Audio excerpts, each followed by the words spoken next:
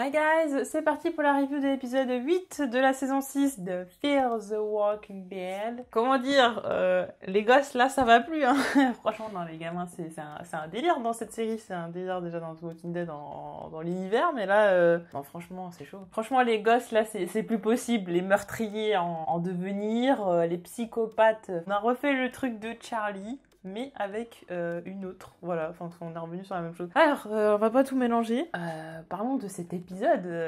Alors je regrette tellement, normalement je devais faire une vidéo réaction et en fait j'ai eu pas mal de choses à faire, donc du coup je me suis dit bon, j'aurais pas le temps, donc du coup je vais faire directement la review. Et du coup je suis dégoûtée parce que j'étais pas prête à ça, j'étais pas prête du tout. Je savais que John était dans un état mental très compliqué, mais de là à arriver au truc, bon déjà j'étais pas prête, mais alors en plus qu'il se fasse buter, en plus par la ghost, voilà quoi. Donc il s'est passé plusieurs mois depuis la première partie de cette saison 6, du coup l'épisode 8 était censé être le mid-season finale et finalement est devenu le premier épisode de cette deuxième partie. Il allait vraiment se passer un truc de dingue, mais j'étais pas prête comme ça quoi, enfin faites pas des trucs comme ça les gars, c'est pas possible. C'était un épisode très intéressant avec des très bons dialogues qui étaient forcément touchants, surprenants et tout ça, mais par contre, vous n'avez pas fait mourir la bonne personne, quoi, c'est pas possible, vous n'avez pas fait mourir la bonne personne, je peux pas y croire, et jusqu'au bout, j'étais en mode, non, on nous fait le truc de, oui, elle le voit en rôdeur, mais en fait, pas du tout, enfin, voilà, non, on va y revenir, mais là, je vais être brouillon, hein, mais ça va pas du tout, ça va pas du tout, là, ça va pas. Que dire je sais pas, en fait, si... Je ne peux partir que du principe que c'est l'acteur qui a eu envie de partir parce que je vois pas l'intérêt de faire partir ce personnage. Je veux dire, c'est le personnage que je préfère actuellement dans Fear. Vous pouvez pas me faire le coup de me l'enlever, je veux dire, au bout d'un moment, c'est pas possible. Mais en fait, le truc, c'est que j'étais triste. Bon, j'ai eu les larmes aux yeux et tout ça, parce que voilà, c'est un personnage que j'ai beaucoup, même si, bon, je pense que j'étais pas complètement dans l'émotion, parce que je me disais, non, c'est pas possible. Genre, vraiment, j'y croyais pas. J'étais en mode, non... Vous pouvez pas en fait, vous avez pas le droit. C'est même pas vous pouvez pas, c'est que vous avez pas le droit en fait. C'est tout simplement ça. J'ai l'impression d'avoir une espèce de blasitude. Non, j'ai l'impression vraiment d'être blasée qu'on fasse mourir ou sortir de l'univers de Walking Dead.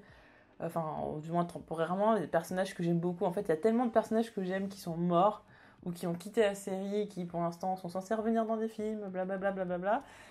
Qu'au bout d'un moment, je pense que je suis blasée parce qu'en fait, à chaque fois, les gens qui restent, c'est cool, mais bon, voilà quoi. Franchement, le nombre de personnages que j'estime au point où vraiment je vais avoir la larme à l'œil comme ça par exemple pour John. Bon, en vrai, c'est parce que j'y croyais pas, parce que sinon, je pense que ça aurait été torrent de larmes totales. Mais aussi parce que j'ai regardé l'épisode dans des conditions pas forcément optimales et tout, un peu avec pas mal de dérangements et tout. Mais franchement, je me dis, mais le nombre de personnages vraiment que j'aime beaucoup, enfin des personnages pour lesquels je me dis, tiens, je regarde la série. Il n'y en a vraiment pas beaucoup maintenant, donc ouais, je commence à m'inquiéter, Je me dis, mais Gareth, il a voulu partir pour aller vers un autre projet, est-ce qu'il était fâché avec les producteurs, qu'est-ce qui s'est passé Est-ce qu'il en a eu marre à force avec cette saison 5 qui a été insipide au possible, du coup il s'est dit, bon, si on retombe dans le truc des bisounours, puis au final il avait acté à la fin de la saison 5 qu'il allait se casser dans la saison 6, je sais pas. Est-ce qu'on peut arrêter juste de faire mourir mes personnages favoris, les faire tuer par des gosses de 12 ans, en fait. À un moment donné, je veux dire, non.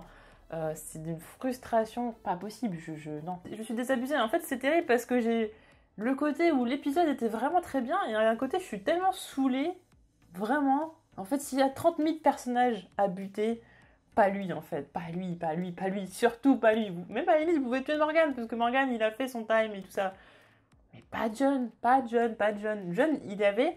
Alors, bon, en dehors du truc que c'était un personnage bisounours, entre guillemets, que c'était le bon, c'était celui qui était toujours le gentil, malgré un monde perverti, tout ça, où tout le monde est méchant, tout le monde fait des choses horribles et tout, c'était quand même quelqu'un qui avait une bonne âme jusqu'au bout.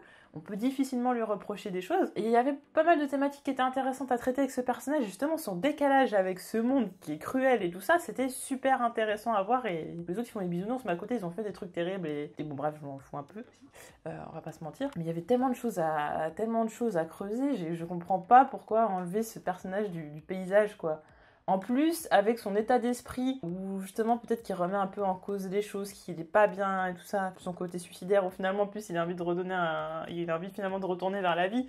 Ça c'est horrible, mais c'est trop bien fait. C'est un épisode cruel, beau, touchant, avec deux visions de la vie qui sont totalement différentes, deux visions de ce qui se passe après l'apocalypse et tout ça, et de comment finalement ils peuvent s'en sortir et tout ça. Et à côté, il y a cette mort d'un personnage que j'aime beaucoup, quoi. Enfin, comment je peux digérer ça?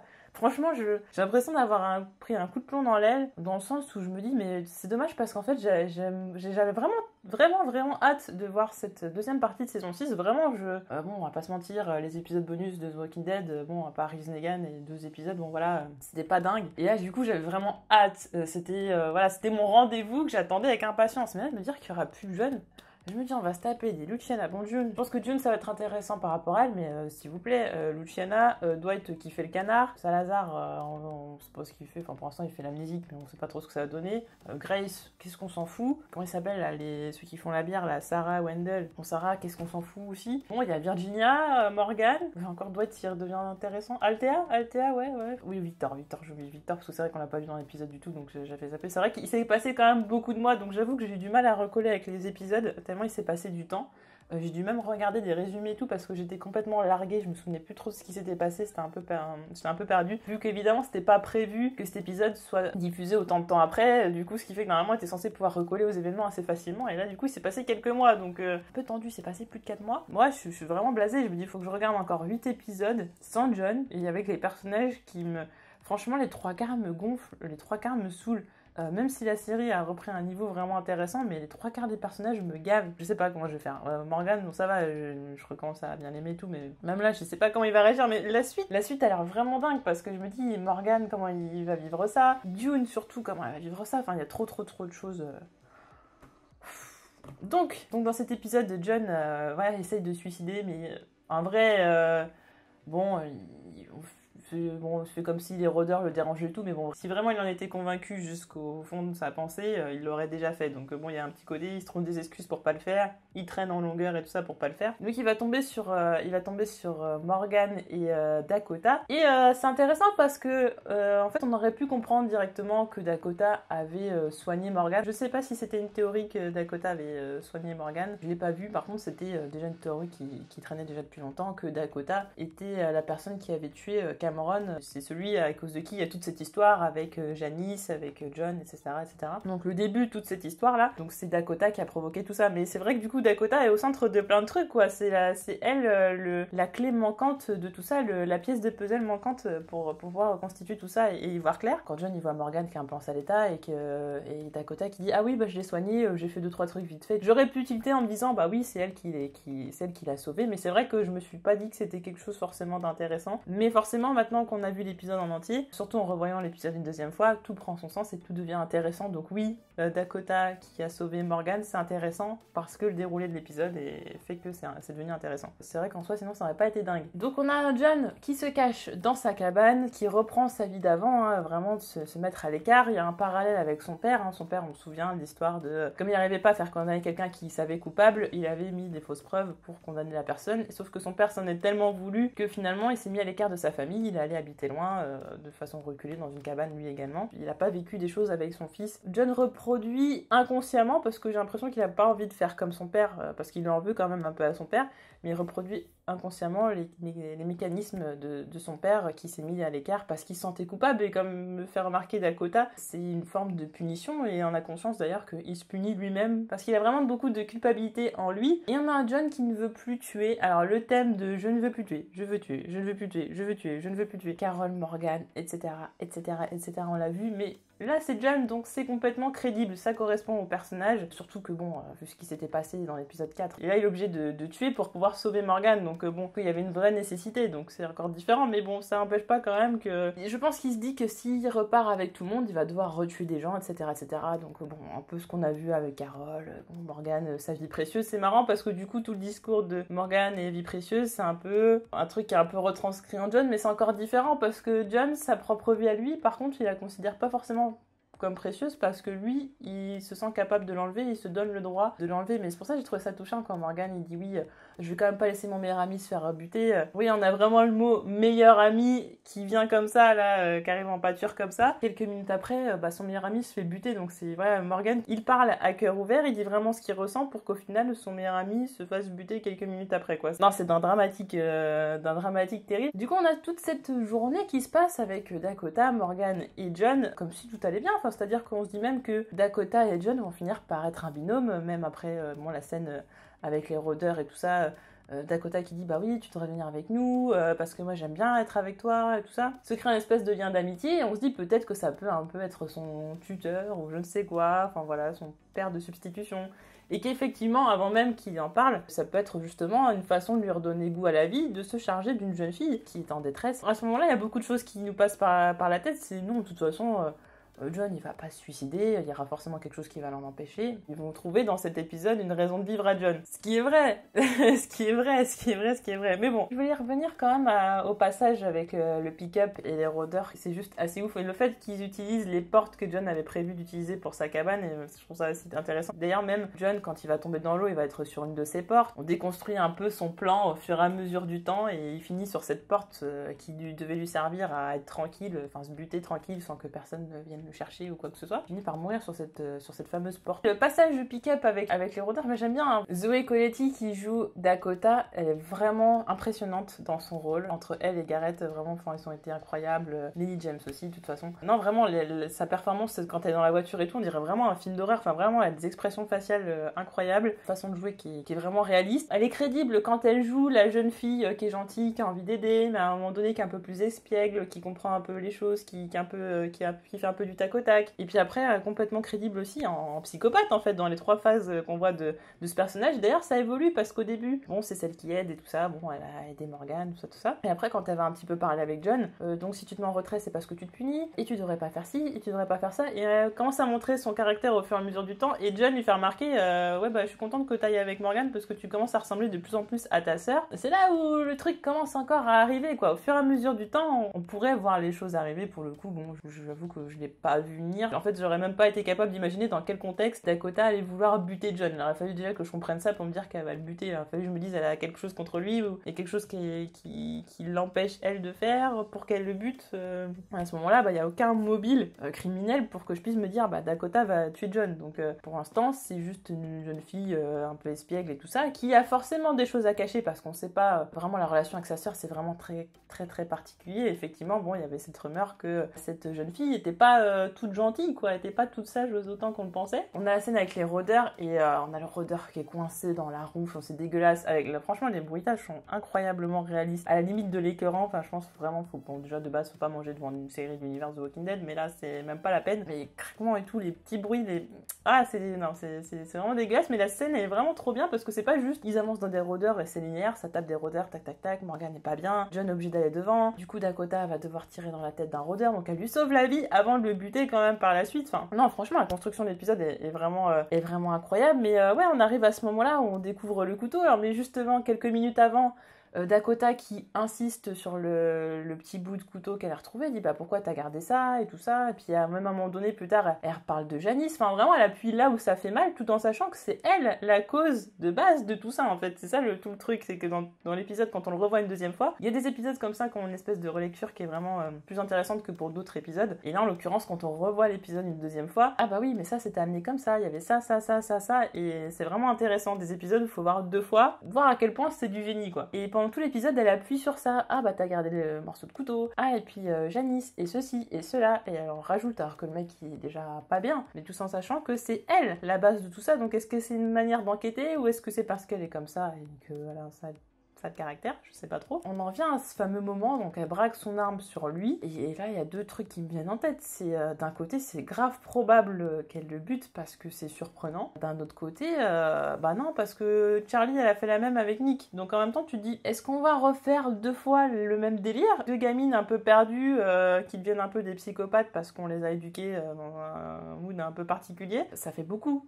Ça fait vraiment beaucoup, donc à un moment donné, je me dis, bon, c'est compliqué. Je savais plus vraiment où me placer par rapport à ça. Et on a John qui, pendant tout le long de l'épisode, je vais me buter, je vais me buter, je vais me buter, vous arriverez pas à me convaincre, je vais me buter, en mettant en avant le fait que ce personnage est trop gentil pour vivre dans ce monde, en fait, que c'est pas du tout un monde qui lui correspond, ce monde post-apocalyptique, où il est obligé de faire des choses qu'il a pas envie, il est obligé d'être cruel alors que c'est pas sa nature. On a l'impression que tous les personnages ont une partie de méchanceté, ils sont tous plus ou moins nuancés, et on a l'impression que John, c'est un peu celui qui...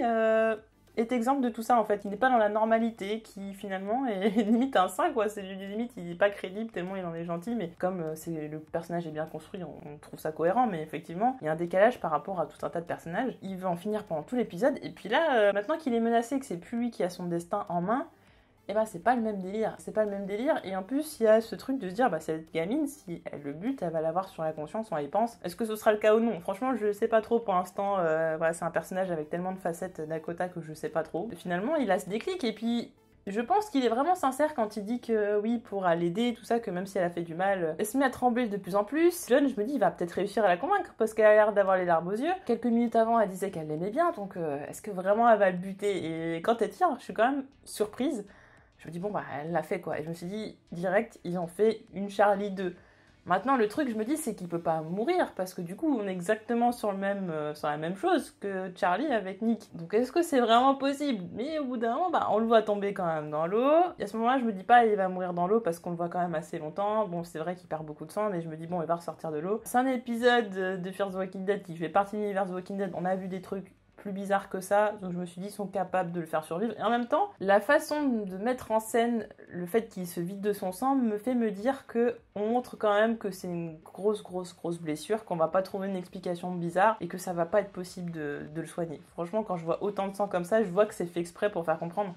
Les gars, vous pensiez vraiment qu'il allait s'en sortir comme ça? Bien, le nombre de fois, peut-être on vous a fait le coup, mais cette fois, c'est sérieux, il pourra pas s'en sortir. Et il y a tout ce truc de... Il tombe dans l'eau, il est au fond du gouffre, très clairement, voilà, pour l'image. Il a la photo de son père, et la photo de son père, ça lui rappelle ce que Morgan a dit quelques minutes avant, de ne pas faire comme son père, parce que c'est un cercle sans fin. Et finalement, il ressort de l'eau, c'est le John qui, finalement, a envie de vivre à nouveau, et qui se dit que, finalement, c'est pas trop tard. Et là, je me dis, mais vraiment, s'ils font le coup de quand il dit c'est pas trop tard, de le faire mourir, c'est du génie.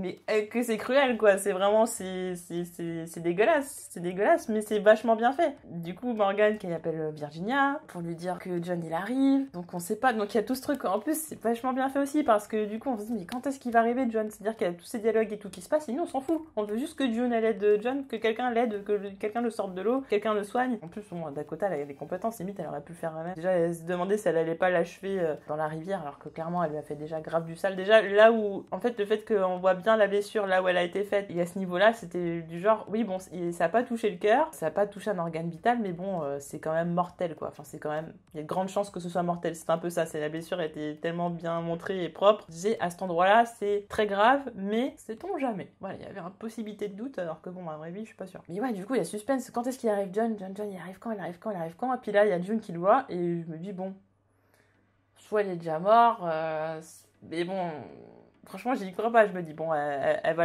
à la limite, il va mourir dans ses bras. C'est vraiment à la limite du truc. À la limite du truc, il meurt dans ses bras. Comme dans un truc romantique, une histoire d'amour, parce que June, John, tout ça. Mais non, même pas. C'est que elle le voit comme ça, et puis on entend, ah, machin. Et en fait, on entend tellement fort, c'est tellement explicite, que je me dis non, c'est pas un zombie, parce qu'on nous fait vraiment comprendre qu'il a le son de zombie et tout, donc c'est tellement trop évident que forcément c'est pas le cas, c'est juste qu'il est pas bien, il est en train d'agoniser en fait. Du coup forcément je repense à cette scène avec Carl et Rick, quand Rick est dans le mal et que Carl croit que ça y est, Rick il est mort et tout ça, du coup maintenant il est en train de bader, il se dit ah mon père il est mort et tout, et au final Rick n'est pas mort, mais voilà, il était juste en train de, ah mon dieu c'est la fin du monde. Je repense forcément directement à cette scène, en peu de secondes comme ça, et là quand je vois ses yeux je fais c'est chaud. Je dis non, c'est vous, non. Et là encore, je me dis non, attendez, avant la fin de l'épisode, on va voir June qui... Je sais pas, pas que c'était un rêve, mais qu'il y avait une espèce de moment d'incompréhension, ou je sais pas, le soleil qui faisait que la couleur des yeux donnait l'impression de je sais pas quoi, mais n'importe quoi au monde qui ferait croire qu'il est zombie, mais qu'en vrai il l'est pas, quoi. Et non, il a fallu que j'attende qu'elle ait les yeux complètement en mode bah non c'est la fin, et qu'elle prenne son couteau et qu'elle le tue. Mais la scène est vraiment trop belle. Alors déjà bon, il échoue directement devant sa cabane. Bon, Voilà, on va pas épiloguer là-dessus, mais combien il y a de possibilités que ça se passe, je sais pas trop. Il arrive sur cette fameuse porte qu'il avait en plus récupérée pour sa cabane.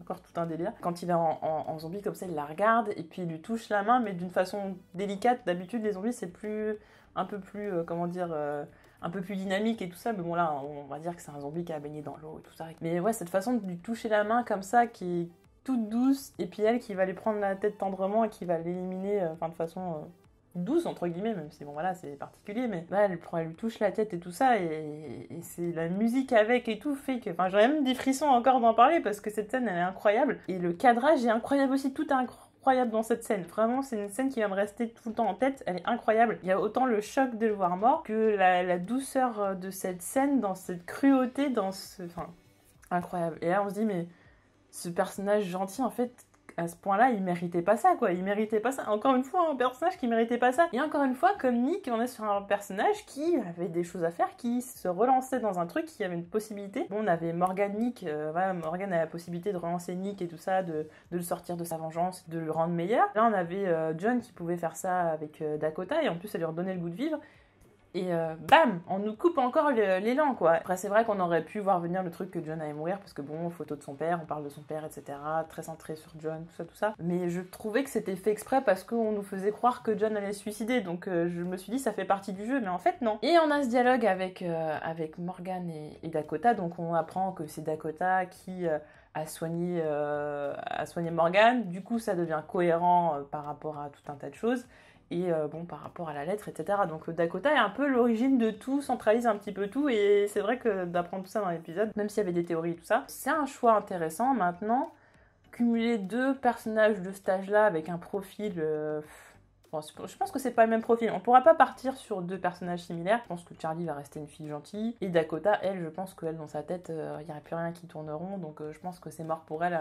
On va finir par buter une gamine. Ça me fait rappeler Lizzie dans The Walking Dead. On est sur une Lizzie un peu qui a survécu un peu plus longtemps. J'ai l'impression que c'est même un peu le même délire. Lizzie qui tuait les gens en se disant bon bah ils vont revenir en zombie, c'est pas grave. Et elle, Dakota, sa justification c'est bah ma soeur elle a fait plein de trucs terribles, vous avez tous fait des trucs terribles, les rangers ils font tous des trucs terribles, donc c'est le seul moyen d'en sortir, je voulais pas rester dans cette ville avec elle. Elle a une telle haine envers sa sœur qu'elle est capable de buter des gens pour être très loin de sa sœur et que quelqu'un la détruise. Et un autre truc intéressant, c'est que dans tout l'épisode, Morgan était dans oui, mais ça c'est un signe, regarde, si moi j'ai survécu, si t'as été là pour moi, si t'as fait ci, si t'as fait ça, c'est un signe, c'est un signe, c'est un signe. Et Dakota déconstruit tout ça en faisant comprendre que non, il n'y a pas un signe. En fait, c'est parce que moi j'ai fait ça qu'il s'est passé ça. C'est parce que moi j'étais là et que ça, et c'est parce que moi je l'ai voulu que t'es à la place où tu es maintenant. C'est parce que j'ai fait ça que tu es là, en fait. C'est grâce à moi. Et c'est un peu la carte Uno qui sort. C'est un peu le Joker qui sort. Bah, en gros, mec, tu vas pas me buter parce que si t'es encore là, c'est grâce à moi. Sinon, t'étais mort, tu vidais de ton sang, puis tout le monde te pensait mort, et puis c'était la même, quoi. Donc, il lui doit la vie. En même temps, elle vient de tirer sur son meilleur ami, mais Morgan ne sait pas à ce moment-là qu'il va décéder de ses blessures, hein, très clairement. Puis en plus, tout seul, dans une rivière, près de sa maison, avec la photo de son père, en se disant qu'il finalement il a envie de vivre et tout. Enfin, ouais, c'est horrible. C'est vraiment une repensante. C'est hardcore, mais c'est ce que j'ai envie de voir dans l'univers The Walking Dead, mais j'avais pas envie de le voir avec ce personnage-là, parce que franchement c'est du génie, mais c'est pas avec le bon perso. Vous pouvez pas faire ça, On a ces deux opposés entre Morgan qui a l'impression de voir des signes un peu partout, qui nous fait limite un peu le père Gabriel dans cet épisode, mais à l'époque où il était plus... qui voit des signes dans les choses, tout ça, qui a envie d'y croire et tout, parce que bon, on a quand même un Morgan qui... Voilà. Et à côté, on a Dakota, non, qui est très pragmatique, qui est plus dans le pragmatisme et qui est d'ailleurs un ego démesuré aussi en ayant l'impression qu'elle tient un peu les ficelles de tout, quoi. Morgan lui doit en plus des choses, ouais, il lui doit la vie, donc il peut pas la buter. Ouais, quand Morgan il a l'âge près du truc, franchement, je me dis, est-ce qu'il va la buter ou pas? Là aussi, c'était un moment intéressant, c'est est-ce qu'il va la buter ou pas? Et à ce moment-là, on se dit, c'est un Morgan qui est capable de le faire. Mais c'est vrai que cette révélation-là, ça va un petit peu... voilà, quoi. Et puis en plus, le problème, c'est que Dakota, c'est une carte intéressante pour sauver ses potes. Parce que bon, les autres, ils se sont fait avoir... voilà, ils sont tous en tôle, quasiment. Puis les autres, ceux qui sont intéressants, sont arrivés dans la fameuse communauté que Morgan a gardée. Et tous ceux que j'aime pas, je crois bien que tous ceux que j'aime pas, ils sont tous enfermés. Ce serait pas un moyen de tous les buter d'un coup comme ça, on est tranquille. Enfin, c'est pas que je les aime pas, mais ouais, ils m'intéressent pas plus que ça. Morgan qui a comme plan en plus de faire venir Virginia aux portes de sa communauté pour être sur son propre terrain. C'est vrai que c'est quelque chose qui va être intéressant, parce que toujours combattre les méchants par-ci par-là, etc., ou d'aller les attaquer chez eux. C'est de préparer vraiment complètement le terrain. Bon, ça c'est déjà vu, mais enfin, de vraiment à grande échelle, de préparer vraiment beaucoup le terrain, les pièges, etc. Enfin, plein de choses pour que Virginia tombe dedans et se fasse éliminer. Et je pense que, vu qu'on a encore un autre délire de communauté derrière, on peut très bien arriver avec Virginia qui se fait éliminer dans les prochains épisodes assez vite et qu'on passe sur un espèce de teasing sur autre chose, sur les 3 derniers épisodes par exemple de la saison. Je pense que c'est quelque chose qui est pas impossible. Je dis pas que c'est ce qui va se passer, mais je pense que c'est pas vraiment impossible. En tout cas, j'ai hâte de voir la réaction de Morgan et June. June, en plus, il y a tout ce délire avec Virginia, hein, quand même, le truc de l'hôpital et tout ça, machin, le truc qu'elle a pas tué alors qu'elle aurait pu la buter. Puis, du coup, Virginia lui donne un petit peu quand même les choses. Et en même temps, sa sœur, elle a quand même buté l'amour de sa vie, donc sachant qu'il ne reste plus grand chose à June, donc c'est tendu. Je trouve important de noter que les enfants dans cet environnement tournent très mal. Vraiment, les enfants après l'apocalypse, c'est un délire. Mais je pense que c'est un truc à creuser vraiment. Alors, le problème, c'est que moi, je trouve ça problématique qu'ils aient pris 2 jeunes filles à peu près du même âge pour faire le même genre de choses, même si Charlie du coup était un peu plus jeune à ce moment-là, mais bon, je pense que peut-être Charlie aurait dû être un mec et que du coup Dakota bon une fille. Enfin voilà, je sais pas, pour un peu changer le truc un peu, parce que du coup j'ai l'impression, je sais pas, en plus elles avaient l'air d'être copines, donc je sais pas trop comment ça va se passer, et peut-être qu'on peut avoir une espèce de face à face avec Charlie où Dakota va dire bah oui mais toi tu me comprends, toi t'as buté quelqu'un et tout ça, donc tu sais que des fois on a des choses à faire et tout ça, que c'est comme ça. Charlie qui va dire bah non je te ressemble pas du tout, on n'est pas du tout la même personne, moi j'ai regretté tout ça, j'allais pas faire ça, on m'a complètement lavé le cerveau, et Dakota qui l'a fait beaucoup plus avec ses choix, mais on reste quand même sur 2 personnages jeunes, 2 enfants entre guillemets, qui évoluent entre des adultes qui sont néfastes, qui vraiment, les deux pour le coup, on s'abute à tirer l'arigot pour un oui, pour un non, et après elles se retrouvent avec des gens qui sont plus mesurés, qui bon, peut-être ils butent des gens, mais c'est pour des bonnes raisons en tout cas, et là il y a un contraste, et du coup est-ce qu'on pardonne à cette jeune fille qui n'a pas eu la chance de grandir dans un cadre sain, même si sain, après l'apocalypse ça veut rien dire, est-ce qu'on la bute parce qu'on se dit, comme Lizzie, bon, il n'y a plus rien à rattraper, et la fille, c'est foutu. Donc, non, c'est intéressant. Donc, on va voir si ça va être creusé, ça va certainement être creusé. Intéressant, maintenant, très triste de la mort de John, vraiment. On a intérêt derrière à pousser les autres personnages, ou hors du 109, parce que ça serait bien, mais... Voilà pour ma review sur l'épisode 8 de la saison 6 de Fear the Walking Dead. N'hésitez pas à me dire en commentaire ce que vous avez pensé de cet épisode. Triste, pas triste, déçu, pas déçu. N'hésitez pas à me dire tout cela, et on se retrouve très vite pour d'autres vidéos. Salut!